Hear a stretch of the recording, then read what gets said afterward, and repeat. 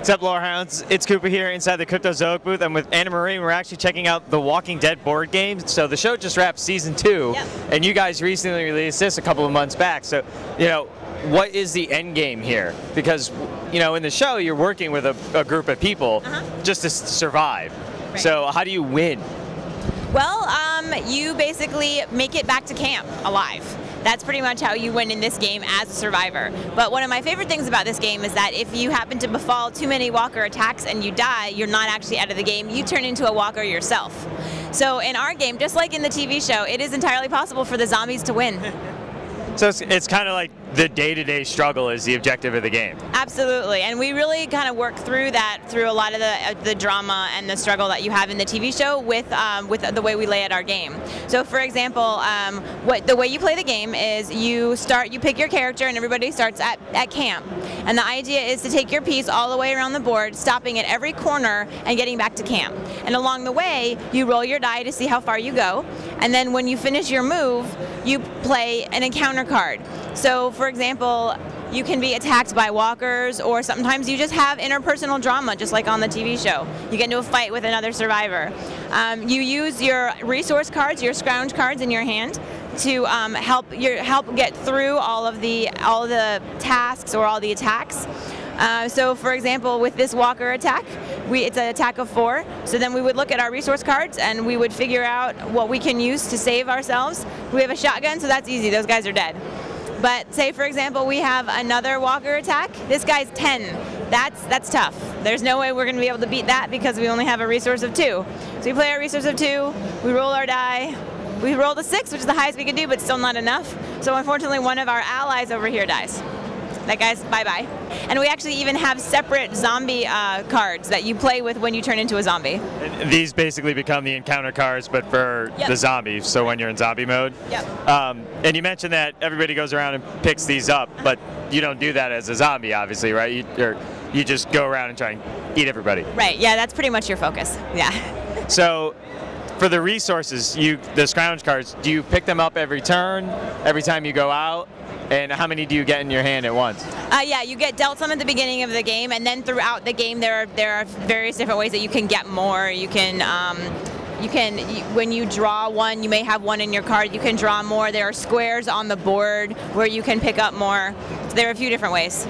So we also see that the board has certain shortcut areas here and different paths. Is that added to like a strategic ability where you can try and skirt around the zombies? Absolutely, and it'll also, because every piece can go in any direction, so it allows both the players and the zombies to move around the board very flexibly. It really is like just running around and like out in real life trying to accomplish your mission.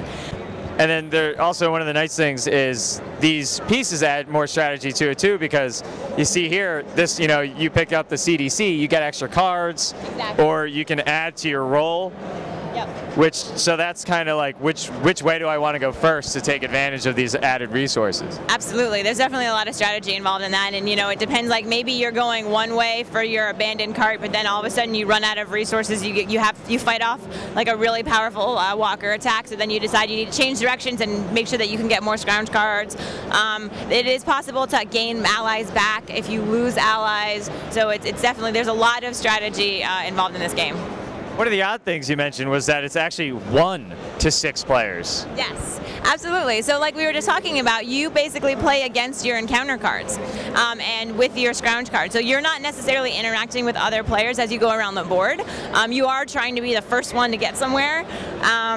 But so it is entirely possible that, like in our scenario where we lost this walker attack, we lost an ally. We can keep going around the board and continuing to try to hit all 4 squares, but continuing to lose walker attacks. And then we would actually, as a single player, be able to lose the game or win the game.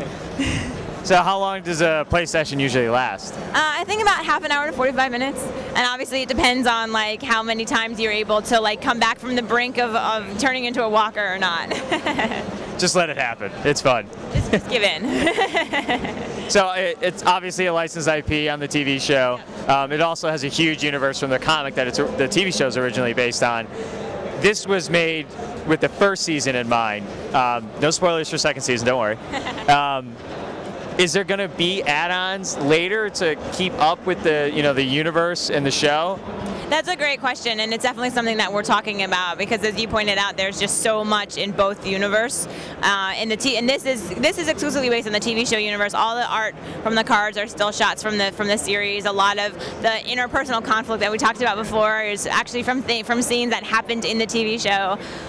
It's definitely something that we're discussing because this is a great way for fans to engage in the show now that it's off the air, especially. And we want to do the best we can to keep people involved and give them new ways to experience what's happening in the show. So the game's in stores now. What's the price point? It's $39.99. Great. Yeah, I mean, it looks like a lot of fun. You can have a Walking Dead night now instead of just the show. And start off with the board game. Absolutely. Or now when the show's off the air, now you can do all Walking Dead night. Thanks so much. Absolutely. Thank you.